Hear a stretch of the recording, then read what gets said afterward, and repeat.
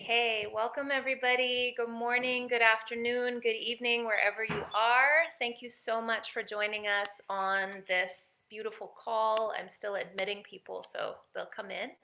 I'm actually really honored and excited about the content of today's call. And it's very personal in some ways, but it's also just a story of a lot of healing and inspiration and repair. So I'd love to open with a little prayer. Just receive this however resonates for you, and then I'll introduce our speakers today and hand it over to them. Dios Madre, Dios Padre, Dios Espíritu Santo, in the name of Ixchel, Mother of all creation, to the 9 benevolent Maya spirits, may you wrap us in your love and your blessing. May all the work that's done here in this virtual space and in the space of our hearts be in the service of those who need it and the healing of our world. Thank you, thank you, thank you. Aho. So I know some of you are brand new. You might have found this on the internet. You might have been sent the link by someone. We're doing these community calls just to really support people during this time. And there's so much content. One of the things that's always inspired me about the work that we do and the work that was handed down by Don Eligio and Rosita is the belly encompasses everything. You know, we can talk to people about environmentalism. We can talk to people about therapy. We can talk to people about spirituality. We can talk to people about indigenous healing arts. We can talk to people about anything on the health, emotional wellness spectrum, and it's all here in the belly. So in 2018, my partner Steve, who you may see on the screen, had a very intense experience, and he'll speak about that in a moment. And the process of healing that, you know, I just know from my own observation, but I've seen how it's affected everybody in the community, was quite profound. And Emily was a really huge part of that. She's on the screen too. So this hour is part storytelling. It's part taking what you can from the story for your own experience, and of course opening the forum to your questions. So I'm going to hand this over to Steve now to just share about what happened to him, and then we'll go from there. Thanks, everyone. So you want to unmute yourself, Steve, because I can't do it from here. Is that okay? Okay. Yeah, hi, everyone. In 2018, November the 9th, I was working as a paid or professional firefighter, and I used to ride a push bike to work, and I was on my way to work, and in New Zealand we have painted cycle lanes on the side of the road, or at least on the road that I was riding on. And as I've ridden a bike for probably the best part of 30 to 40 years, and I was just riding away, and there was a car stopped at a stop sign. I was coming up to the car. I was about probably 30 to 40 meters away. I looked at him, he looked at me, so we made eye contact. I got to within about probably less than a meter, and he pulled out in front of me, and my front wheel hit the front of his car, and I went over the top. And subsequently went straight over and landed on my head. And it was a fairly decent sound that I heard. But there was the thing is that when I went over the car, it was one of those experiences where time definitely slows down. But because I can remember everything so extremely vividly. But anyway, I landed on my head. I heard this loud crack. I was wearing my cycle helmet, thankfully. I always did. And I thought, oh my gosh, that's not very good. I think I've just probably split my head open and my brain might fall out. But so I'm lying there, and obviously working, I'd normally worked on the other side of these incidences. I decided to just give myself a quick little body scan. And first thing I did was wiggle my toes and move my fingers, and luckily for whatever reason they moved, and so I went, oh, okay, well that's got to be a good sign. And people started to come up, and I'm obviously lying in the middle of quite a busy road, and they wanted to start to pick me up and move me, and I said, no. And obviously this is another blessing of the journey that I was actually conscious at the time. And they said, yeah, we've got to get off the road. I said, no, nobody touch me. I'm fine. I'm really perfect here. They go, oh, can we take your And subsequently my helmet was in pieces, but it was still strapped around my head, and they wanted to remove that. And I said, no, just don't touch anything. Don't even take my sunglasses off my face. And so I calmed everybody down. The guy who was driving obviously came up, and he was in quite a state of shock, and people were panicking. And I just said, look, just everybody, look, park a car over there so the cars can't run me, can't drive over me or anything. And just got them to, really control the scene. But in that moment of moving my fingers and toes, I had this definite feeling come over me. And I've subsequently watched a lot of near-death experiences, and it wasn't one of those. I didn't see a light or anything, but I did feel an immense presence surrounding me. And people often talk about that word love, and it was definitely one of those moments. And I just knew in that moment that I was fine. Everything was all right. Like, I didn't have anything to worry about. And so eventually the ambulance turned up, and we work closely with the ambulance here in New Zealand. Because we do a lot of medical, or I used to do a lot of medical calls with them. I didn't know this bunch of people because they work on a different watch system. They worked on a different rotation to me, but I told them who I was, and I said, oh, look, can you just let your comms know to call my comms and tell them I'm probably not going to make it to work tonight? They go, yeah. And he goes, and so he did a primary scan on me, and he said, he goes, well, because of who you are, I'm going to let you know there's quite a contusion in the back of your neck. And he said, so we're not going to move you. I'm going to get another crew here. We're going to stabilize you, put a neck brace around you before we even touch you. He goes, how are you feeling for pain? And I felt no pain whatsoever, absolutely none. I actually felt really, really good. And if it hadn't been for my prior knowledge about any sort of head injury, I probably would have tried to get up. And so anyway, finally another crew turned up, and they stabilized me and got me in the ambulance. He goes, how's your pain? I go, yeah, no, it's great. But he goes, oh, I'm going to give you some morphine anyway, just to take the edge off. I go, sure, And in that time, someone had a cell phone, and they said, do you want us to call anyone? And I, because as it so turns out, we were supposed to be flying out to Dubai the next day. And so I said, oh, yeah, just, I gave them someone's number to dial because I didn't want to move. And they held the phone next to my ear. And I just said to someone, I said, oh, look, I've had a little accident. I've come off my bike. And she goes, oh, where are you? You're right. I go, yeah, I'm fine. I go, they're putting me in an ambulance and taking me to hospital. So, yeah, I'll meet you there. And she was going, no, where are you? I want to come down. I said, no, I don't think, I said, it's pointless. I said, just meet me at hospital. And anyway, we got to hospital later that afternoon, and went through a myriad of scans, MRIs, CTs, because initially they were very, very concerned with the knock to my head, because I did, as it turns out, had a significant, what they call a significant brain bleed. But luckily, my memory and the cognition tests they ran on me all proved completely great. So anyway, finally the doctor came in, and Summer's there, and he told me the news that I'd fractured 4 vertebrae from C7 down to T3. So that's the bottom neck vertebrae down to the 3 top upper back vertebrae. And as it turns out, I double fractured C7. And, he basically, he was a really lovely man, Dr. Ramses. He was the surgeon. And then the orthopedic spinal surgeon subsequently saw me. And the first thing he said to me, he goes, oh, what do you do for a job? I said, I'm a firefighter. He goes, oh, you'll never do that again. I said, I didn't say anything, but in my mind, because I knew everything was, it was going to be completely all right. It wasn't like I had to believe it or anything like that. That's just how it was. And so obviously it was devastating news for, I turned to Summer and I said, oh shit, this is going to be way harder on you than it is me. Because as it turns out, the seriousness of the injury was, one, they were kind of going, you actually survived something that you probably shouldn't have, but secondly, we don't know how you have feeling in your limbs. And because there's they often prick you in the buttock for some reason for any spinal injury. There must be some nerve that comes out there. And so they were constantly like sticking a pin in my butt after that to make sure, because it took a couple of days before they could do the surgery. And and then I went into surgery, and obviously you know, the night before.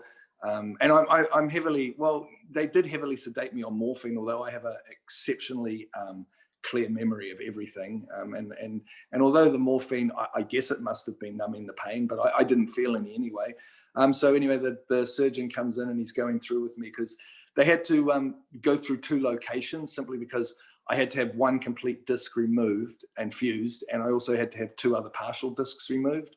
And so he was explaining to me that the most dangerous part of the procedure for them was going through the front, because they had to move all the arteries and the vocal cord and the breathing tube and the esophagus aside, and anything can happen. You know, they can accidentally just nick something that can change everything. And so because he goes, you know, your voice, you might lose your voice and it might change. And I go, how will it change? He goes, it could become really deep.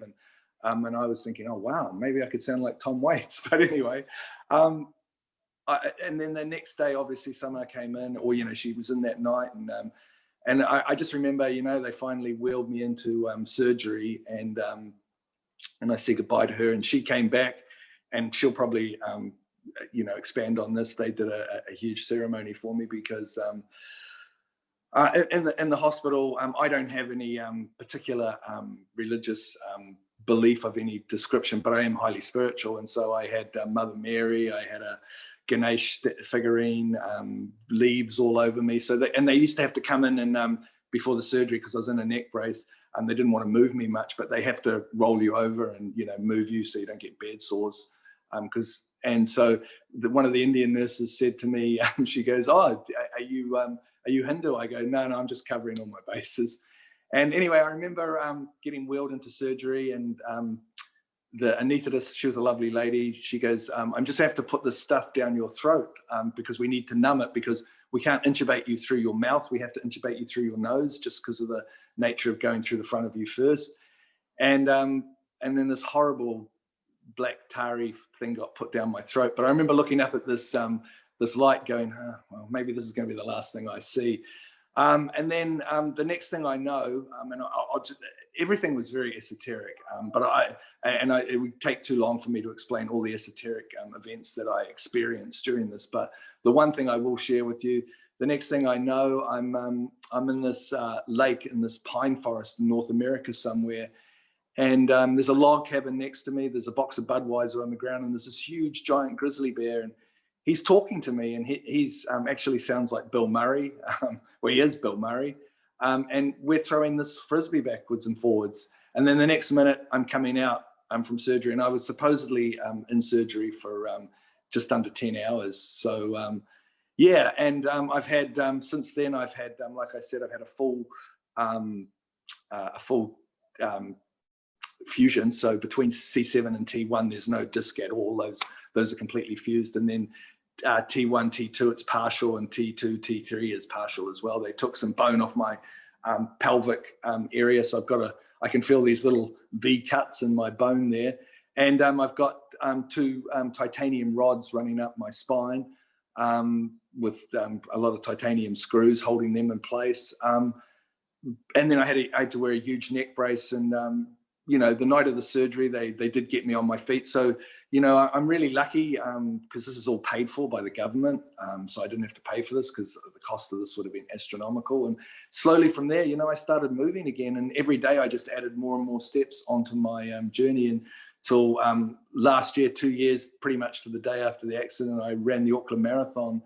You know, did it in just over three and a half hours, which was probably a little longer than I wanted it to be. But hey, you know, like, yeah, I am actually a miracle. And the doctor subsequently showed me the MRI of my injury because I wanted to go back to work. And he said, look, you know, we don't think you should, and this is the reason. He showed me that my spine, a chunk of bone had actually come off C7, and it kind of acted like a keystone and stopped the spine collapsing on itself. Because I did suffer a minor, well, it wasn't minor, but I did suffer a spinal cord lesion.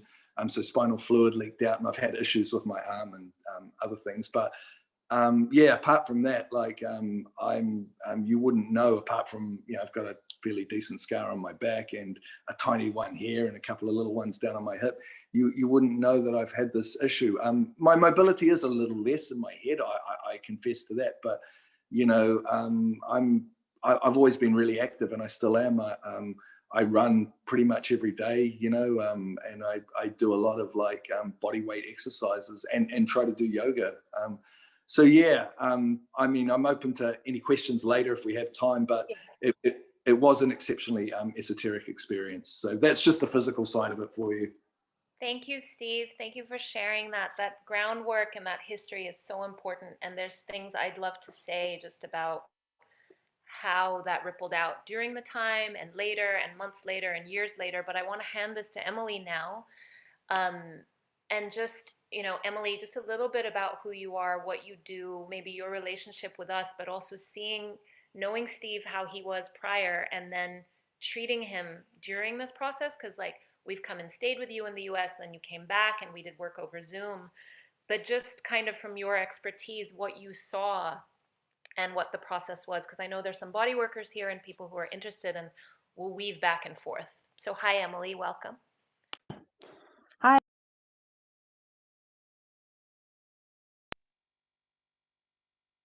Okay, can everyone hear me? All right, we had a little mute, unmute tango there.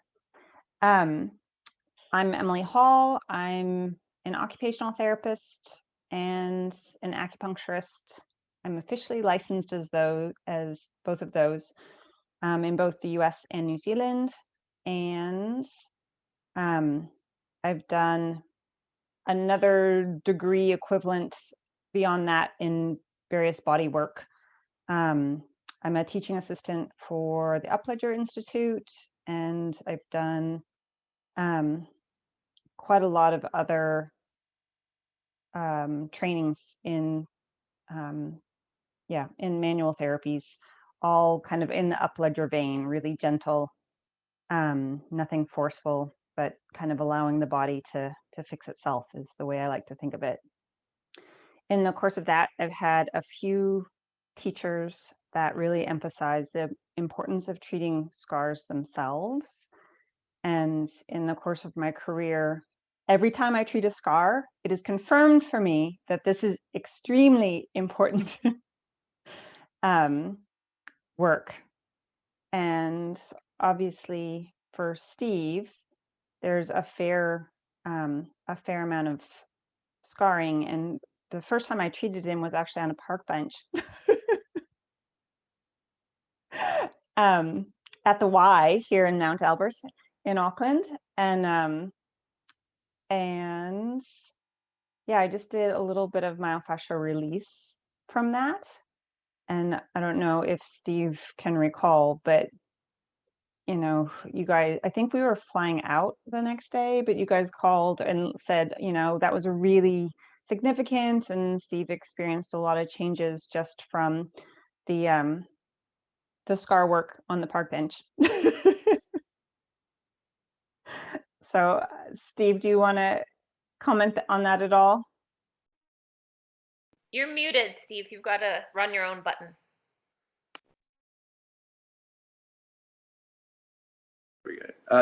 Yeah, I just remember because it was, you came and it was around Christmas time, so I still had this massive giant neck and chest brace that I was wearing, and I had to have a special bed to sleep in, and I didn't sleep very well because there was a lot of pain, and I had morphine and tramadols to take, but I don't like taking chemicals, so I tried to stay off them. But yeah, I just remember that, like, because I was having significant problems with my arm at that stage, and like tingling and absolute weakness in the fingers and that, and yeah, it just started to, like, that work we did just opened up that energy to start, and that not only like the energy, but also from the nerve perspective, I started to get much more feeling in these fingers and arm, and started to really connect with that part of my body. It was almost like, you'd managed to, like, plug the like the old telephone exchange, put that back in, and there was communication then happening. So yeah, and also it really helped manage the pain. That's why I brought the pain up, and yeah, and I even felt slightly taller, even though I have lost some height. But you know what I mean? Just things like that posteriorly. Everything, it wasn't just in that area, it was like the whole body shifted, So yeah, I thank you for that. I'm honored. So this, in my experience, Steve's injury is pretty extreme, but I would say even people with like C-sections or gallbladder surgery or things like that often can have significant systemic physical, emotional, psychological, spiritual shifts by treating their scars. And my teachers have definitely emphasized the physical, but my experience in practice is just as frequently there's some pretty loaded emotional, mental or spiritual stuff in those scars. So for me, I find it a really effective place to start kind of a whole person treatment. Yeah. Thanks, Emily. There's so many things to speak about. I just want to like name in the early. There's two things. So there's what Steve brought up about like the experience of watching that process and then watching the body be opened and then forming a scar and then how to work with a scar, but also just the experience of treating him via you on telehealth. So when you were in Denver, for a period of time, I was your hands via Zoom. And one of the most significant things I really saw was how much it would knock him out. Like just placing, especially the work on the head, because there was no entry wound on your head, Steve. There was no bleeding, there was no surgical work, there was no scarring per se. But the fascia around the head was bound up, the bones even were bound up in a way that I've never experienced them. And so just even like the holds on the top of the skull and what would happen to his whole body for months, it's like after a treatment, he would be flatlining for 2 to 3 days. It would just be like knocked out, unable to move. But then there would be a significant, like, how I can explain it is all the different symptomology you were experiencing. It's like you pour water on a flower and then the flower would start to come back to life. And so it's almost like there's this site of the scar, but then there's the ripple through the whole oceanic currents of the body. So that was huge. And one thing I just want to say before we go into a bit more technical pieces with this is Steve spoke a lot about his experience on the day. What were significant for me in that period of time, and I think this is important with what you're saying, Emily, is when Steve landed on the ground and the 72 hours from the point of impact to the surgery, I had an experience of feeling his emotional body come into mine, because what I could hear from his soul was, I actually can't hold this for myself right now. Like, I need to stay alive. I need to actually stay in almost a samadhi state so that I don't get too stressed out. So it was like I went through these giant iterations of rage and grief and, terror that didn't feel like they were mine. They felt like they were happening alongside my own emotional experience. And when you were wheeled back in, Steve, it's like I felt that come out of me and go back to you. It's like, okay, now here's your emotional body, hold it. The ceremony Steve referred to was he was in for about 9-ish hours, and a few friends of ours were with me that day. And the moment he was in, I came home and we built a fire and we worked with every tradition that we work with. And we just were there for a very long time, chanting, praying, offering tobacco, doing all the work. And a friend of mine and myself had a very strong experience of feeling Steve arrive at the fire. When you came out of your anesthetic and you started to be able to make conversation, you said, I was at a fire. I was at a fire. And he didn't know we were doing that. But he's like, I went to this fire. So he doesn't have conscious memory, but it was one of the most interesting experiences of seeing like the veil being so thin. Like the body opening really just opened the veil on every level. The other thing that was significant on that level for me that I think is important to name because it's going to tie in with the scar piece was when they intubated him with the black tar-like substance. I wasn't there. I was at home, but my mouth filled up with something and I could taste it. And it was really rancid and really like toxic chemical kind of like heavy tar-like substance, which is how you described it and how we could see it on his mouth later when he was wheeled out. And so there's like this mirror between how the body is connected around a rupture, but how the community is connected around a rupture. So the bear that Steve's refers to, my friend dreamt about it the night before, and I saw it the night before, like going into his hospital room, and he doesn't know that. And so there's all these layers, and I'm fascinated by, I guess, what happens to our bodies happens to the energetic space around us, but it also happens to everyone else. And so, Emily, is there anything around that with your training or just in the treatment of Steve or in the treatment of anyone that you feel like could speak to that process a bit? So when you treat a scar, you're potentially treating any tissue around that. But the one that I tend to focus on the most is the fascia.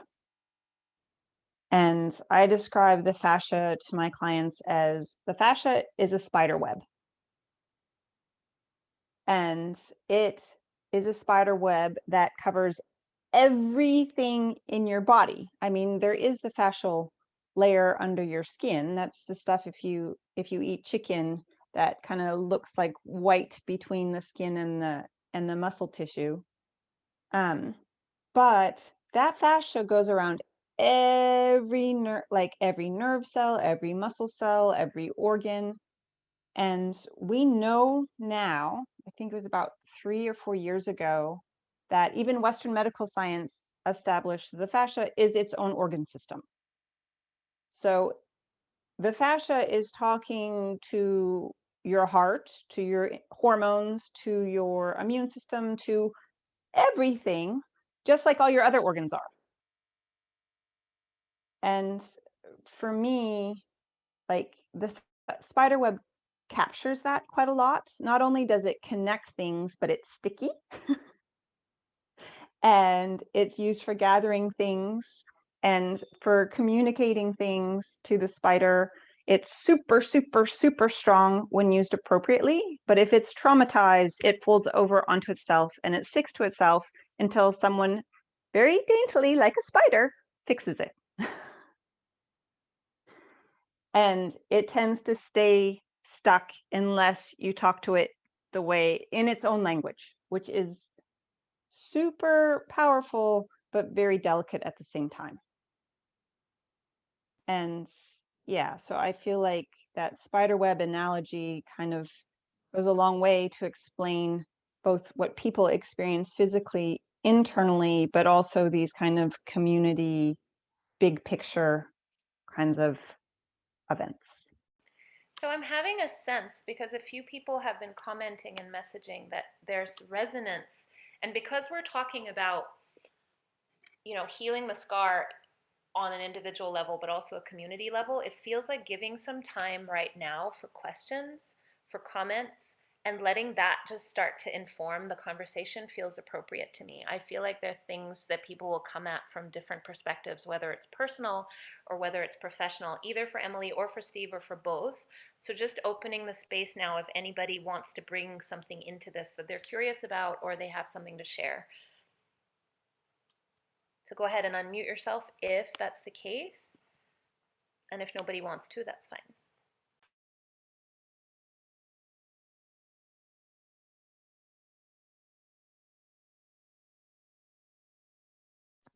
Hey there. Hey, I'm Liz. Hey, I feel like, Samar, your experience of knowing, being so connected to Steve, but it also tells me you're an empath, because I don't think anyone can just feel those things. But I feel like it's important to understand that it does happen so that you can help, you can help spouses understand that, or close friends. but I am personally fascinated by that and had my own experiences with it. But it definitely tells me, oh, empath. And not everyone has access to that, but it's super special that you do. And it makes sense that you have that with the RVgo background as well. Just wanted to comment. Thanks. Thank you, Liz. Thank you for that reflection. And yeah, I feel like that's a really important conversation too. One of the things that we haven't said on this call, and I'll open it up for Steve if he wants to comment, is for 6 months prior to his accident, I would get possessed by a statement. Like for no reason, I'd say, I feel like you're going to die soon. And it would just come over me. And it's like what I remember was it was getting closer and closer together in the weeks prior. And one of the things that happened is, Steve mentioned we were supposed to fly out to the Middle East and see my family the next day, and I hadn't packed at all. And I never do that. Like the suitcases were, it's like I couldn't get my body to do things I knew wouldn't happen. And so in terms of empathy and like communal group empathy, there was a lot of things that were leading for all of us. Just there was a knowing that something was coming, and the specificity was very strong. And I think one of the biggest learning curves for me was just how sacred space can be established in a hospital, that people are going through this every day, whether it's with fertility, whether it's birth trauma, whether it's surgery, whether it's whatever, but spirit can come into that space and repair can happen before, after, and during. So super grateful for that reflection. And I do think people need to be supported in that knowing, because sometimes it's all so medical and that part can get bowled over. Thank you, Liz. Someone's sending some questions. Let me open this up, see what the chat says. Anna said, I can relate to the story and experience. Thank you for sharing. Thank you, Anna. Mickey says, Emily, how do you approach unwinding the fascia? Are there exercises, activities you suggest to your clients to further their process? Emily, do you want to speak to that? Sure. I mean, for me, I use a lot of techniques because I'm pretty obsessed with all of this and I've done a lot of training. But we were based in the US, so over a year I was just working via telehealth. So in that context, what I tend to do is just teaching people, either like for Steve and Samar, we were working with telehealth for a while when I was still overseas, and I would talk her through what I wanted her to do with her hands. But a lot of it is just holding, just going where there is a problem and holding it until you feel it shifting. And for neurological trauma, that tends to be longer. That tends to be more in the 3 to 10 minutes kind of frame, where a local injury can shift a lot faster than that, more like a minute. I mean, I've done a lot of training with Upledger, so there's a lot of like cranial, myofascial kinds of work that I've had specific training in. Other things that I love that are available just over the counter are silicone pads, which you can just get at a chemist. And they're just little sheets of silicone that are like a sticking plaster. And as long as the wound it needs to be closed, fully closed, and it needs to be infection free. But those are super effective at being an adjunct therapy and softening the tissue. I mean, they have them on Amazon. They're not very expensive, but a very productive thing. I think all of you are body workers. Plain old massage, just getting the area moving, is really effective. It's important to stay in the scope of your practice, of course. I tend to use I like microcurrent for scars. I like laser for scars. I like oils, like essential oils for scars. But that gives you, and interestingly enough, I needle distally, but I stay away from needles in the local area, especially when there's neurological history, because my experience, if people report that acupuncture has aggravated their symptoms, it's almost always when they have some kind of neurotrauma. Wow, thank you, Emily. Thank you so much. There's some really good questions. Someone mentioned castor oil. Yes, of course, totally within our Vigo scope of practice. Castor oil is amazing for scars. I'm just going to mute some rogue unmuted squares.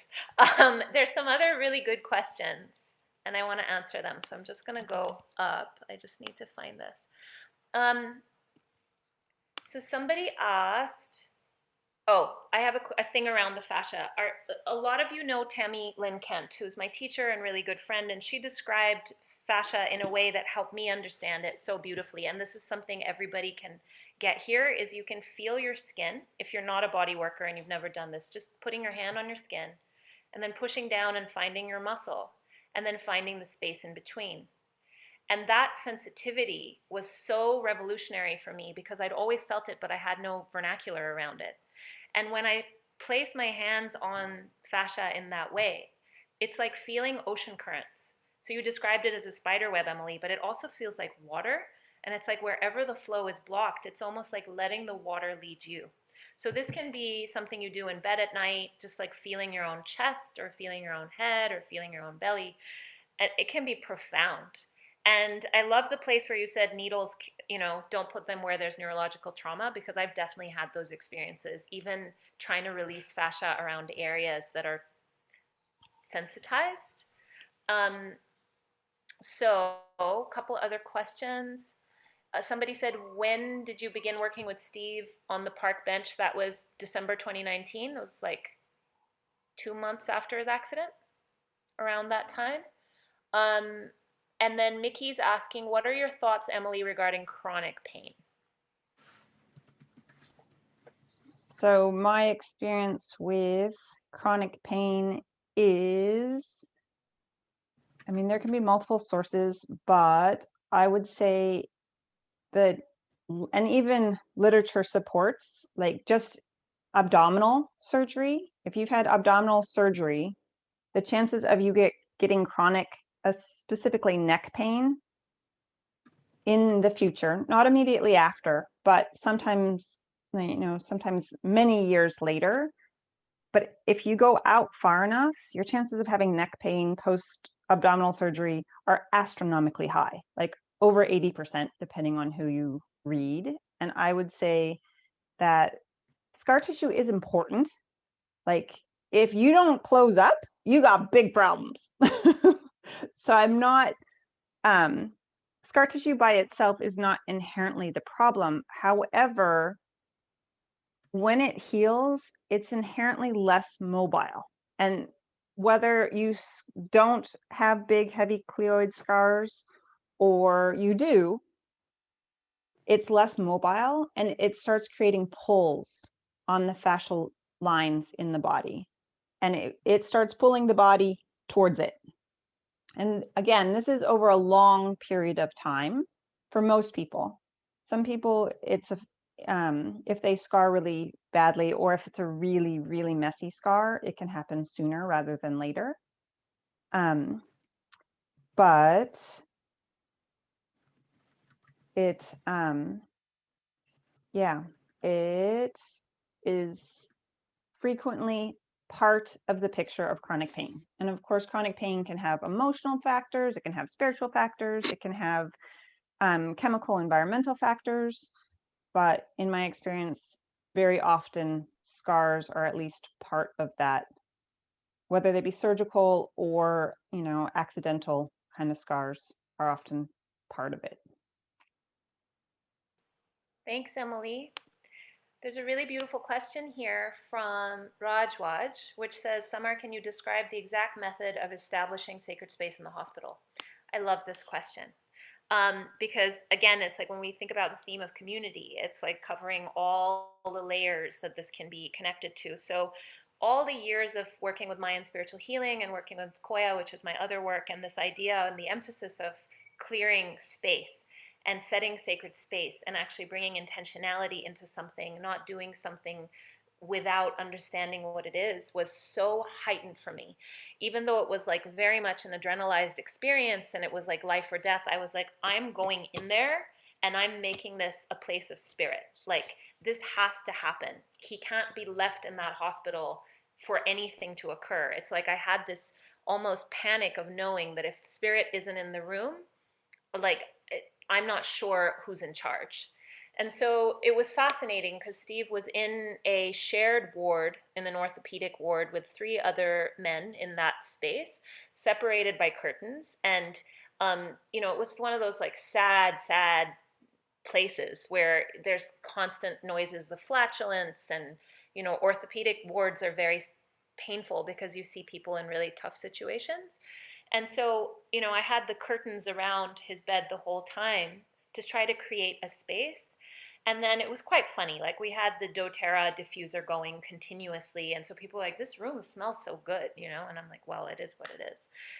And we had like Krishna Das on a tiny iPod playing at like 2 dots of volume just continuously. There were just chants going the whole time.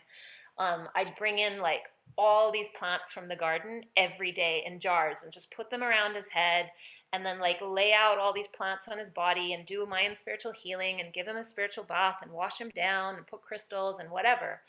And, like he said, when the nurses would come and try to turn him, all this stuff would fall off. And then they'd be like, they'd ask him, like, do you want us to put this back? He's like, yes, I want it back the way it was, So it was quite funny. But I think the biggest thing was literally the prayer of just saying, please come be here. So whatever denomination, whatever worldview you have, it's this idea of like actually holding the space energetically as a container for spirit. And that was the thing that I think got me through, were the practices from all the different lineages. They got me through that time. I think they helped Steve. Do you want to speak to that, Steve? Do you remember some of your experience in the hospital? You're going to have to unmute yourself. Yeah, I mean, I'm just the practical, the experiences in the material world were definitely, I was just in a very peaceful, serene state, and it made me, I guess, I was really lucky because it wasn't something that I felt that I had to consciously call in, because at the time of the accident, as I was going over the car, I was surrounded by a presence, and I don't know how else to explain it. There was definitely something or someone or whatever it is. I don't know how to put it into words, but there was some higher or whatever power or something, let's call it the love, that really just encapsulated me. And so my whole experience was like, it's very vivid to me, very, very vivid. So it wasn't like, although it was rather trippy at the time, it's so tangible. It was actually like, it felt more real than what this world did. And yeah, like I just, it's almost like these things you could all these, material like things would, that like the statues and the crystals and the plants would, I could feel and hear them, So it was, they were actually like talking to me, communicating with me on this level of like, and even to the, like, I just, in saying that, because I had a special morphine drip set up for me that would just administer drops of morphine to me every so often. But it's almost like, I just realized now in saying that, it's like the molecule of the morphine was like, it's like the spirit molecule of the actual morphine was also, it had its own kind of like independence. And yeah, that was very, very much like the whole experience to me is almost like, I lived like 10,000 lifetimes in that experience. That's what it seems like.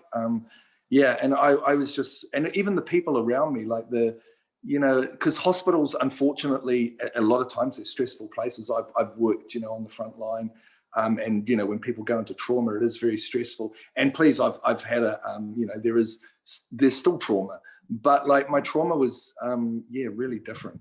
And I don't know how to explain it apart from the fact that there was also this huge presence of love that surrounded it. And I've been like, people often say, winning lotto or striking oil or gold, whatever, that's luck. I mean, to me, luck is, because I think my trauma would have been around about the what if, you know, like, because basically the doctor said it wasn't like a matter of that I would have been in a wheelchair. He said, you know, you should be like driving a wheelchair with a joystick and drinking through a straw. You should have nothing more than from the neck down, you know.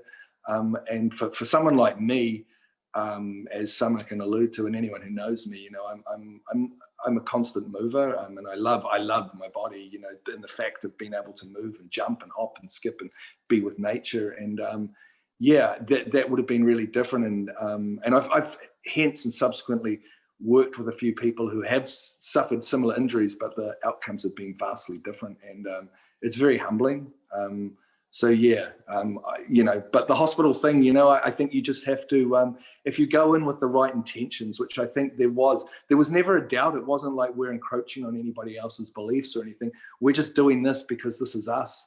And when you have that, when you stand, or you're sunk and rooted so deeply into your own presence, it's not like, oh, I'm doing something and, you know, you can just, it's like, and that just radiates out and then captures everybody else. Because my experience was that it even calmed everybody down. You know, the whole hospital, that whole, wasn't even just that ward, that floor, you know, that like the people, I mean, that they challenged some things, but like they just, it's almost like they go, I don't know what, you know, it's almost like they'd look at you and go, I don't know what it is, but I can't lose my shit with you, you know? So yeah, you know, just, I guess it's faith, you know?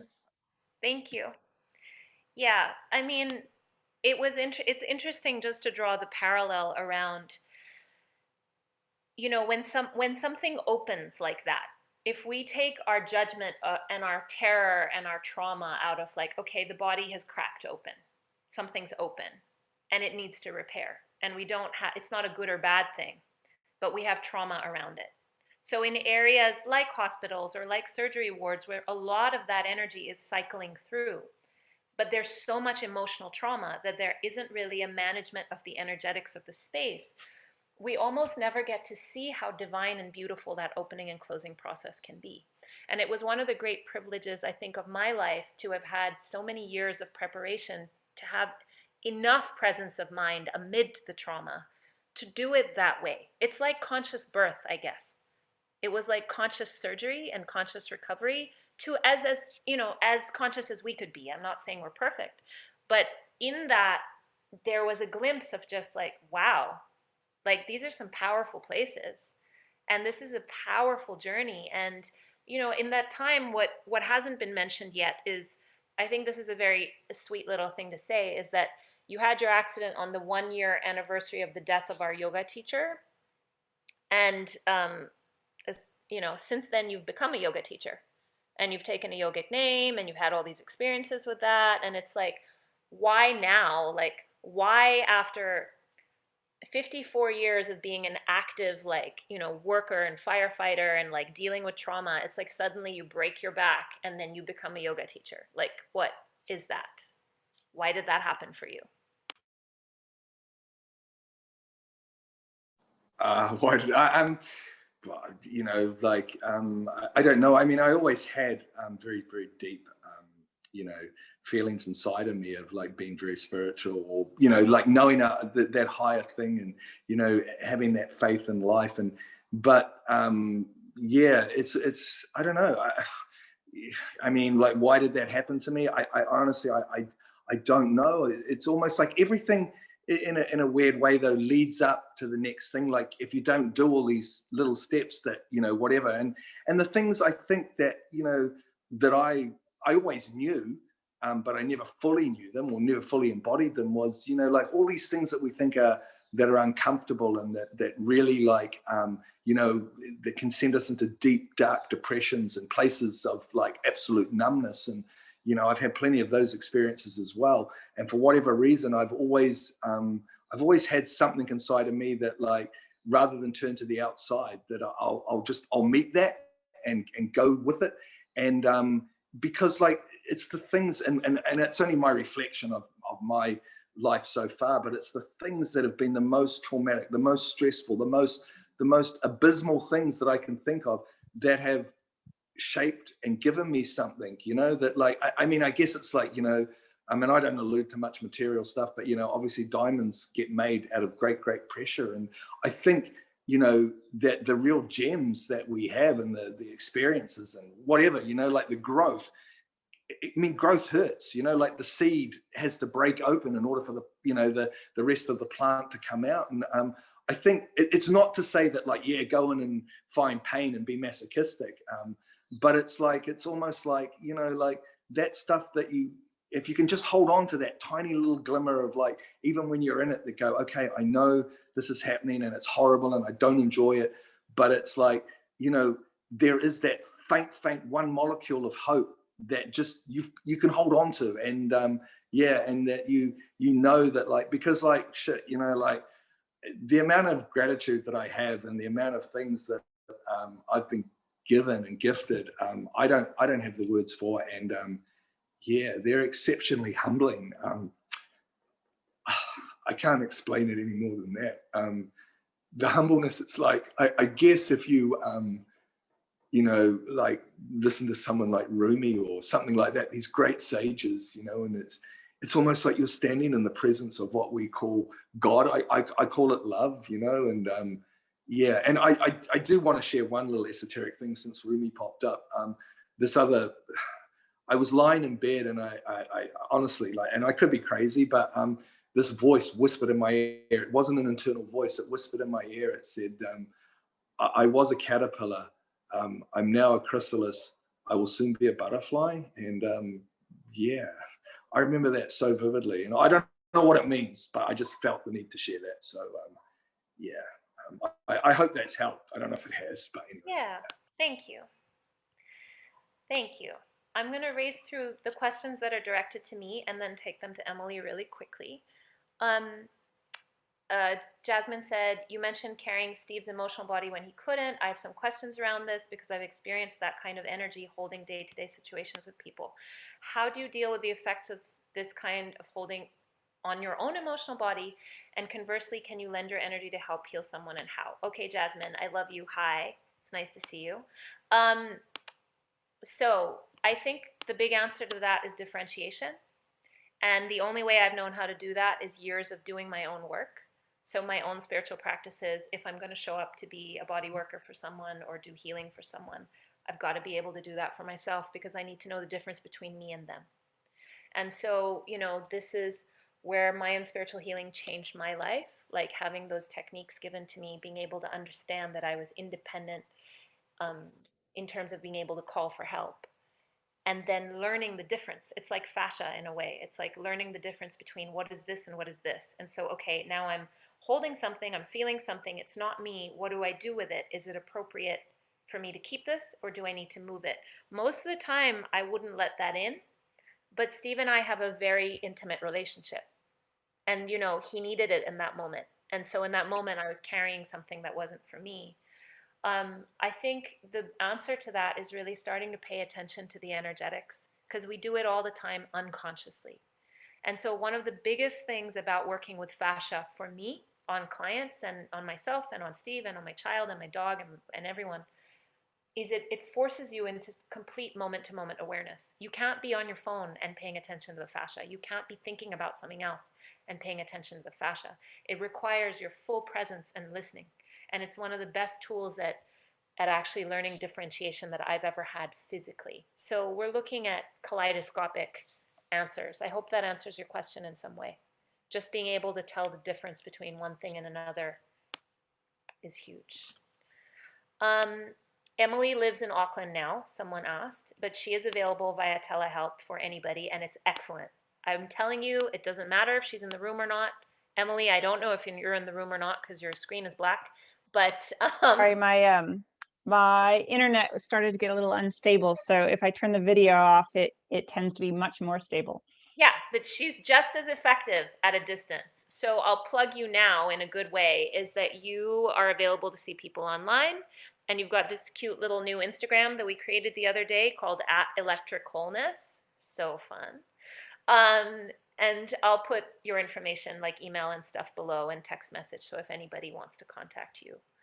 Very powerful work. Jaya says, I'm a doula. I have 25 years healing with my hands to help recovery from a motor vehicle accident. One interesting channel of body experience. I noticed when I tune in with a client, I also become very sleepy and very aware of their beginning of labor. Emily, do you want to speak to this?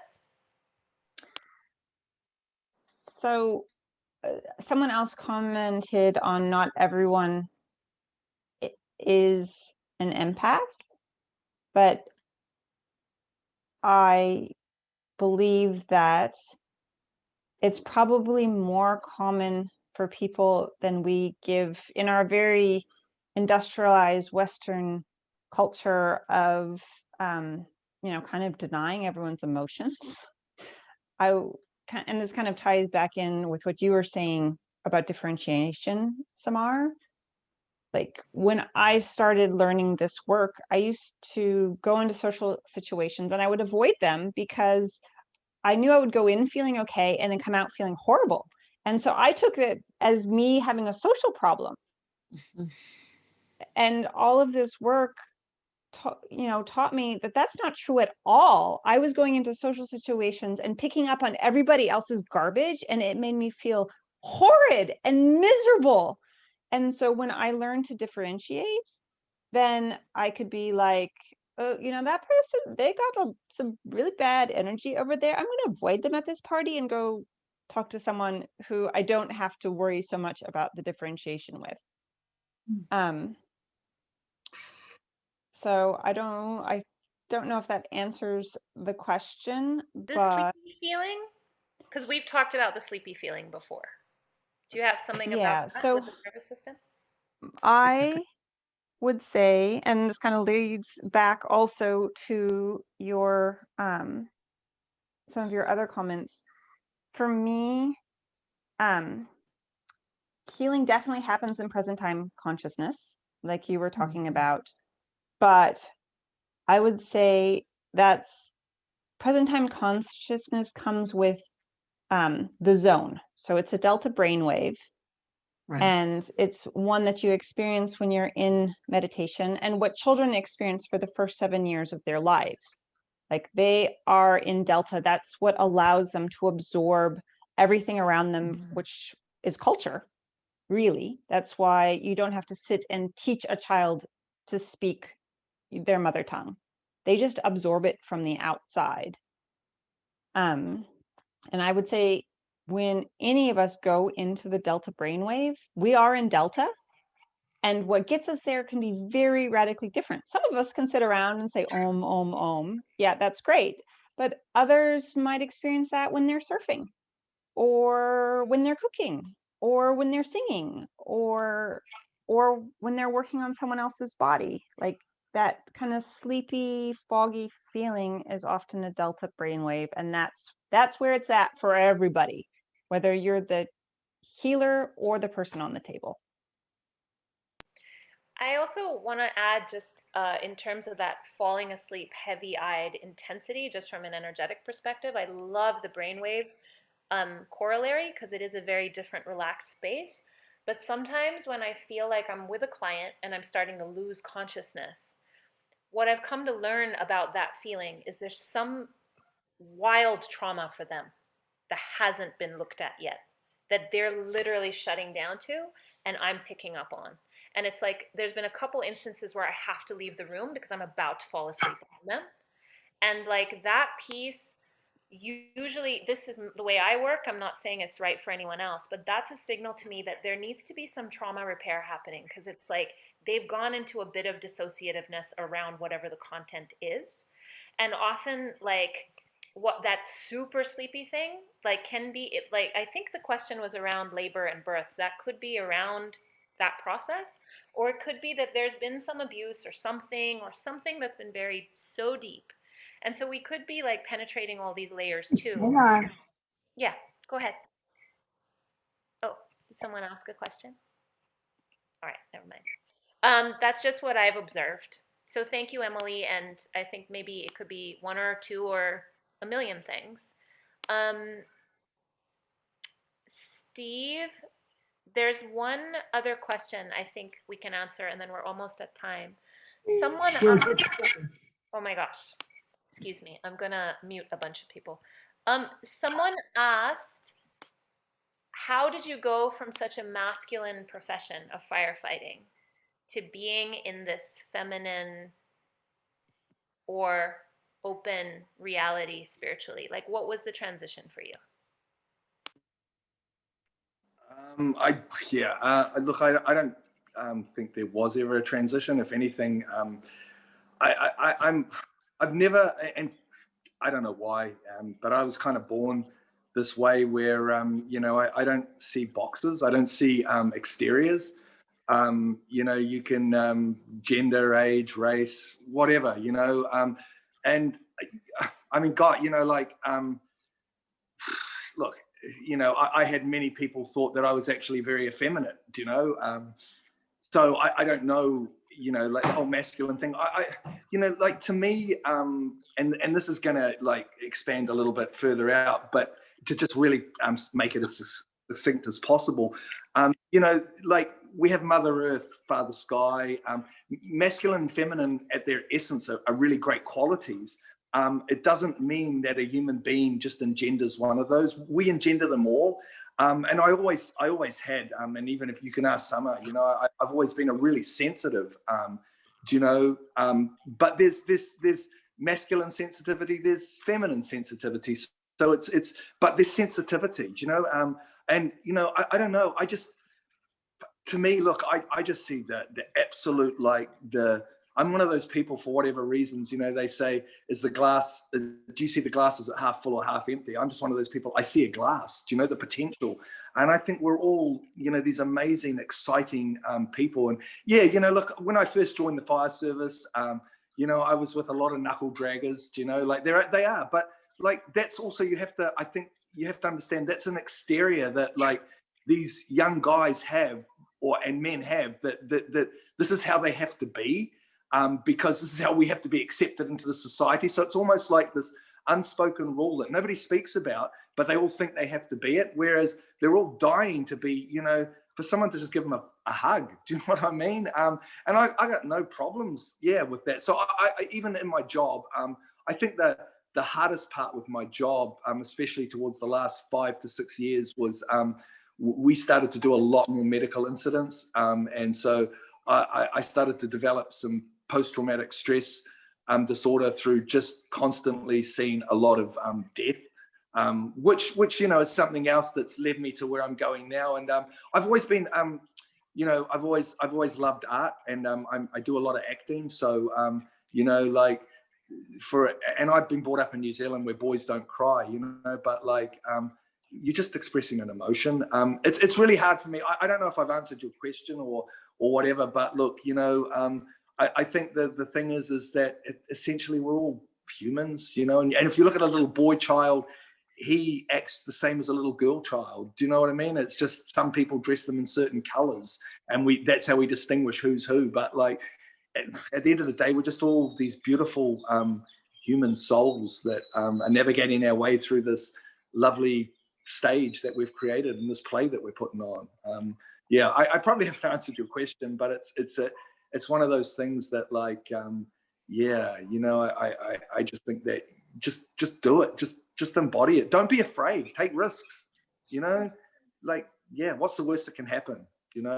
But yeah, I did encounter a lot of knuckle draggers. And the last thing I'll say just before, what really made me laugh was towards the end of, after a few years, they used to go to me, oh, what are you eating that shit for? Because I used to eat, I didn't eat like a lot of the meat that they used to eat. What's wrong with you? And then after a couple of years, because like I'd always be in the gym and that, they'd come up to me and go, well, what do you do? How do you do this? And so you live your life. Don't be afraid. Don't be confined by the fears of society. Just live what your truth is. So yeah. Thank you, Steve. Oh, you disappeared. Thank you so much. And the last thing I just you named it. You said what I'm doing now. And you're preparing to be a death doula. Yep.